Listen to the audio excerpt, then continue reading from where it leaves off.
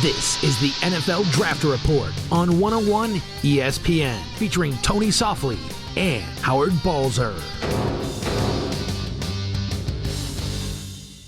We continue with our coverage of the NFL Draft for the last time on 101ESPN.com. Don't get worried, don't get scared, because on Monday it becomes 101sports.com. But that's another story for another day. I'm Howard Balzer. Tony Softli is here. Always a ton of things to talk about as it relates to the NFL Draft. And one thing we want to concentrate on today, there's so much discussion, so much chatter about the Rams and a wide receiver. We've all pretty much come to the conclusion that the Rams will not get one of the top two receivers in the draft, A.J. Green or Julio Jones. So the question comes, Tony, and it's a multi-layered question, but if they don't, we're not going to ask what do they do at 14, but is there a point they can trade down, get another receiver? Is it in the second round? But we want to talk about that next level of receivers that the Rams could have their eye on. I know you've talked a lot about Titus Young from Boise State.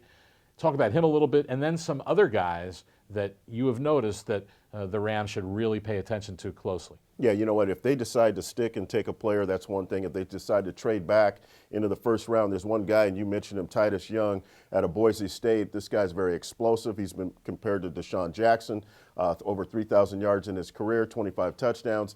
This guy's an exceptional football player, and I think he'll sneak into the back end of the first round. If they move into the second and not get a first-round pick in a receiver, I think they have to be looking at Cecil Shorts.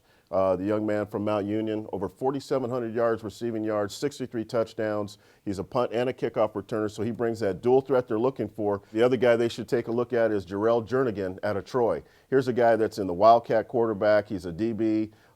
He's played defensive back before there at Troy, and he's an exceptional wide receiver and a return guy as well. So there are some wide receivers in the second round, and I'm probably missing a few like Baldwin out of Pittsburgh and Smith out of Maryland that'll probably go before these guys because they're bigger and a little bit faster. But I'll tell you what, when you want true football players, you better take a look at these three guys. Here's a question of the day, in a sense, of the philosophy here.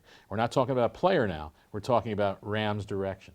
And it's somewhat complicated by the fact that you have guys coming back from knee injuries, like Mark Clayton, Donnie Avery. You have Denario Alexander, who obviously showed a lot in limited time, but he has that in his past with the knee. Yeah, 5 knee surgery. Yeah. You have Marty Gilliard, who had a very disappointing rookie year, but there's still hope that he can come along this season. Mm-hmm. So how much from a personnel evaluation, when you get into those rounds, we're talking about some pretty good players, but how much do you decide on whether to do that, considering the guys you have and saying, are they definitely going to be better than those players? And how much does the injury factor weigh in to not really being sure about some of these guys? Well, H, if it's for me and I'm the personnel guy and I'm sitting in that building, I'm worried. I'm worried about Mark Clayton. I'm worried about Avery, who can't stay healthy. I'm worried about Robinson, who's had a knee, who played okay last year. The only two healthy guys they have is Amendola and Gibson. Amendola's going to be great in this Josh McDaniels offense.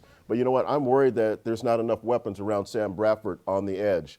They need to get more weapons on the edge, receivers that can play outside the numbers, stretch that field, and produce down the field. And that's what they were missing last year. When Denario kind of made those big plays down the field, you could see everything opened up. You could see what they could be. And then running Steven Jackson, pounding him in there, and Sam Bradford delivering the ball. You know what? That was the only thing they're missing, that long ball receiver. That's Tony Softli. I'm Howard Balzer. We do it twice a week here with video. We're on the air. You can read us on 101ESPN.com, soon to be 101sports.com.